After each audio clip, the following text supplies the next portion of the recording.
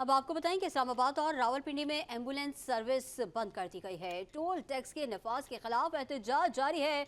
जुड़वा शहरों में 950 से ज्यादा एम्बुलेंसेज की रैली निकाली जा रही है। इस हवाले से मज़ीद तफसीलात जानेंगे हमारे नुमाइंदे सज्जाद हैदर से।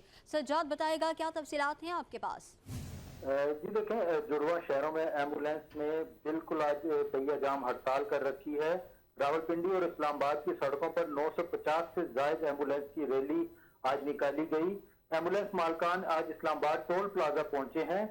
आज जो एहतजाज है इसका मकसद ये था कि एम्बुलेंस पर highway and motorway toll tax में जो निफाज किया गया है इस हवाले से वो आज एहतजाज कर रहे थे। इससे कबल जो एम्बुलेंस थी वो एग्जाम्प्ट थी किसी भी किस्म के टोल टैक्स या जो दीगर टैक्सेस होते हैं उस हवाले से, लेकिन अब गुज़िश्ता दिनों से ये जो टैक्स है वो एम्बुलेंस पे लगा दिया गया है और तमाम प्राइवेट एम्बुलेंस पे ये इसका निफाज होगा, जबकि 1112 और दीगर जो सरकारी एम्बुलेंस हैं उन पर ये इस टैक्स का निफाज नहीं किया गया, जिस पर ये प्राइवेट एम्बुलेंस जो मालकान है वो आज एहतजाज कर रहे हैं और अभी टोल प्लाजा पर एम्बुलेंस का एहतजाज जारी है।